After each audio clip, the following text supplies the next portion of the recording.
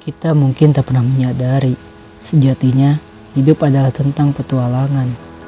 Petualangan mencari jati diri, petualangan mencari pekerjaan, hingga petualangan mencari penghormatan. Namun, apakah kita akan selamanya bertualang? Entahlah. Yang pasti, selama kaki berpijak pada tanah, petualangan tak akan pernah usai.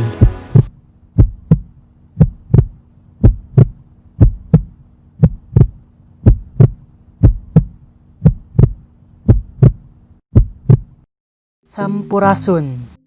Petualangan kali ini saya akan menjajal Gunung Kerenceng. Gunung Kerenceng sendiri merupakan sebuah gunung yang terletak di Kabupaten Sumedang dengan ketinggian 1754 mdpl.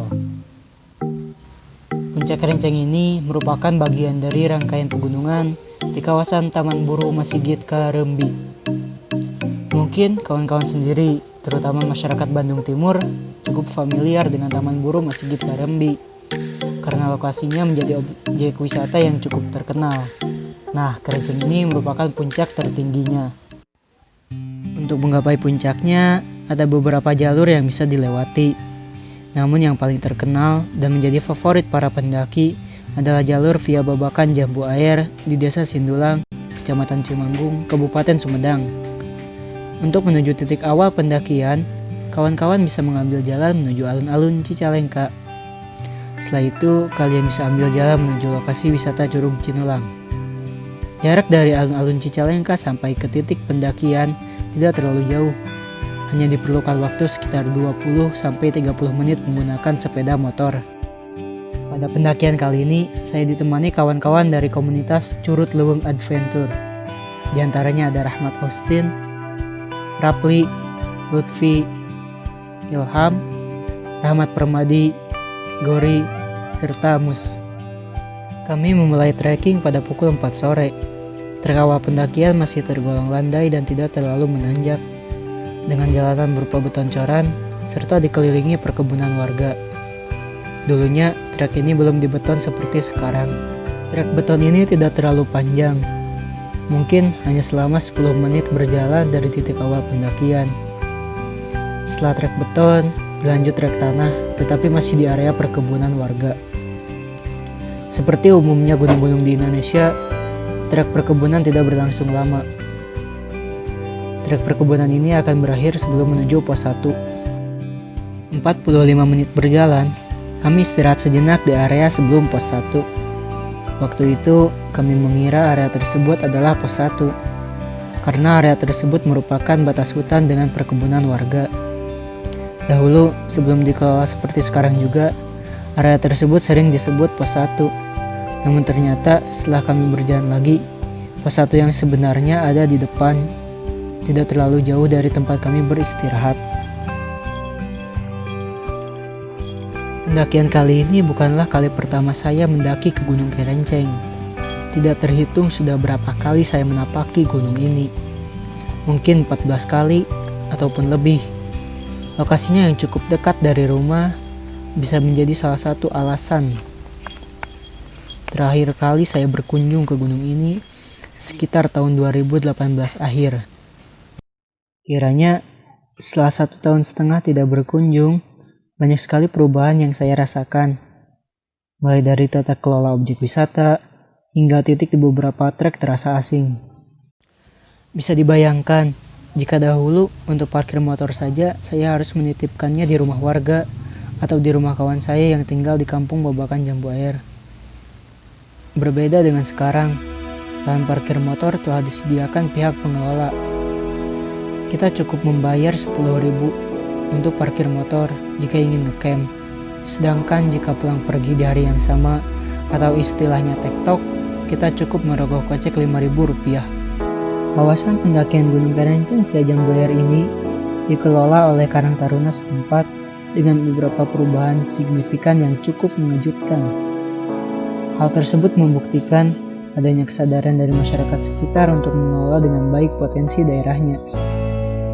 Perubahan yang saya rasakan, jalur dari pos 1 menuju sebelum pos 2 menjadi lebih terbuka. Dahulu, jalur ini sangat rimbun. Katanya sih, akibat kebakaran yang pernah melanda gunung ini. Namun lahan lahan yang terbakar tersebut mulai ditanami lagi pepohonan. Hal itu terlihat dari plang bertuliskan nama donatur yang terdapat pada beberapa blok pohon.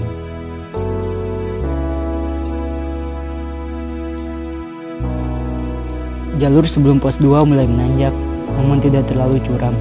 Kira-kira setelah 1,5 jam berjalan dari titik awal pendakian, kita akan menjumpai pos 2. Di pos 2 ini terdapat shelter yang dapat digunakan untuk beristirahat. Lagi-lagi, shelter ini adalah salah satu perubahan positif dari segi fasilitas.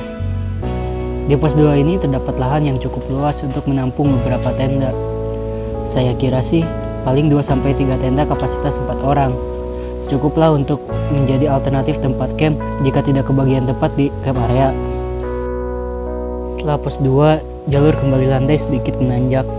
Sekitar 10 menit trekking dari pos 2, kita akan menjumpai tanah lapang cukup luas yang disebut camp area. Area inilah yang menjadi favorit pendaki untuk mendirikan tenda. Pengelola juga sebenarnya telah mengkhususkan camp di area tersebut atau paling jauh sampai di pos 3. Tim kami tiba di camp area sekitar pukul 6 sore atau 2 jam trekking dari base camp disertai beberapa kali istirahat. Kalau tanpa istirahat sih mungkin 1 jam lebih juga udah sampai. Camp area ini cukup luas dengan daya tampung kira-kira 15 tenda kapasitas 4 orang. Dulunya area ini masih sempit, mungkin hanya muat 2-3 tenda. Namun berkat pendakian yang masif, pengelola harus memutar otak. Menurut pengelola, ilalang dan rerumputan di sekitar area tersebut ditebas agar lahan datarnya semakin luas. Pengelola juga menyediakan spot view untuk menambah daya tarik. Spot view ini disebut rumah pohon. Karena hari mulai gelap dan beberapa dari kami telah bersenandung, kami bergegas mendirikan tenda dan mulai memasak. Perbincangan hangat dan penuh tawa pun mulai mengalir. Guys.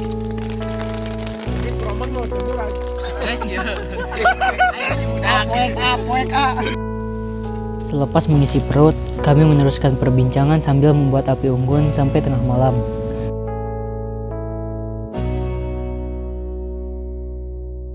Tepat pukul 12, saya baru mulai bergegas masuk tenda karena berniat untuk summit keesokan paginya. Pukul 5 pagi, saya bersama Rapli, Ilham, Mus, dan Gori bersiap-siap untuk summit. Sementara duo Rahmat dan Lutfi tidak berniat untuk summit. Jalanan dari camp area lumayan menanjak sampai ke pos 3. Di pos 3 terdapat area yang cukup untuk mendirikan 2-3 tenda. Menurut pengelola, pos 3 ini menjadi batas akhir tempat camp. Selepas pos 3, jalanan akan landai sampai ke pos 4 atau puncak bayangan dengan vegetasi yang cukup rapat. Selepas pos 4, jalanan akan sedikit menurun untuk berpindah punggungan. Jalanan curam dan licin akan tersaji setelah pos 4 sampai di area terbuka sebelum puncak. Sementara trek menuju puncak lebih ekstrim. Trek tidak lebar, mungkin hanya muat 1 orang, dengan di pinggir kanan dan kirinya jurang yang cukup dalam. Kehati-hatian sangat diperlukan di sini. Jalur punggung naga atau jembatan Sirotol Mustaqim lah sebutannya. Gelap berubah menjadi terang tatkala kami sebentar lagi menuju puncak. Sebuah tingga siap-siap menampakkan dirinya di balik awan. Ayo Jul. Boleh.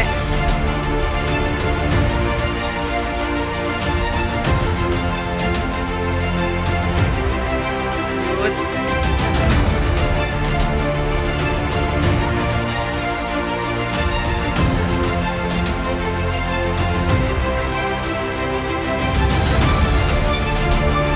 Puncak yang tidak terlalu tinggi, namun lebih dari cukup untuk memberikan ketenangan, serta mampu membuat kita merasa kecil dibanding luasnya semesta.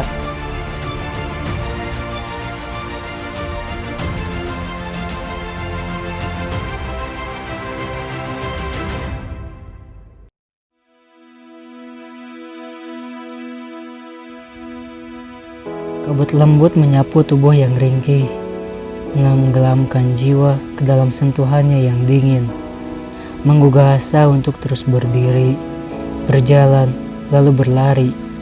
Tetaplah beranjak ke depan, barang sejengkal pun tak apa. Setelah kau sampai pada titik tujuanmu, liriklah jalan terjal di belakangmu. Engkau hebat, pengembaraan yang telah kau lalui tidaklah mudah.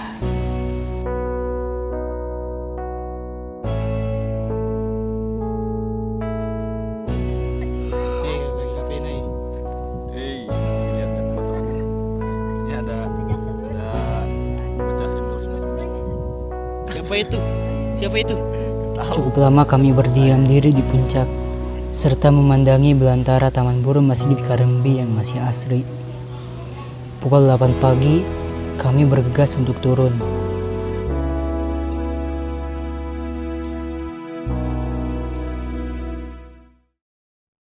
Sesampainya di Camp Area, kami kembali memasak untuk bekal turun gunung. Berbicara lagi soal pengelolaan, saya sudah beberapa kali berbincang dengan salah satu pengelola. Rencananya, ke depan di jalur via Babakan Jambu Air ini akan dilakukan pendataan pendaki yang naik. Pendaki juga akan diberi surat himbauan mengenai apa aja yang boleh dan tidak boleh dilakukan di area Gunung Kerenceng. Hal tersebut dilakukan supaya para pendaki dapat terkontrol dan memiliki kesadaran. Karena berkaca dari beberapa peristiwa pendaki yang asal naik, serta jika ada sesuatu yang tidak diinginkan pada pendaki tersebut, tetap saja masyarakat sekitar kaki gununglah yang bertanggung jawab. Selepas makan, dilanjutkan dengan hal yang mungkin paling malas dilakukan kebanyakan pendaki, yakni merapikan tenda dan barang-barang lainnya, serta packing kembali sebelum turun.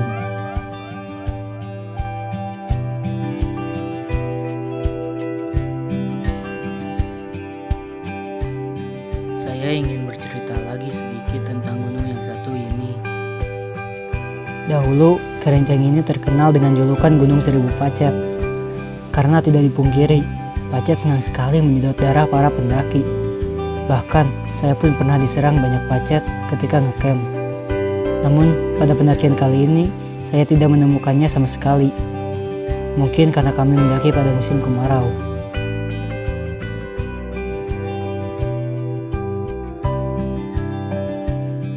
Ini memang bukan kali pertama saya mendaki Gunung Kerenceng. Suasana yang berbeda, serta kawan pendakian dengan segudang cerita barunya. Nuju naon ah? Orang dicari tuh. Jadi kieu dak. Jalur pendakian mungkin begitu-begitu saja. Layaknya hidup, proses yang kau tempuh mungkin sama. Namun lain lagi dengan ceritanya yang tak akan melulu sama. Lantas, apa yang membuatmu kembali tanpa pernah merasa bosan?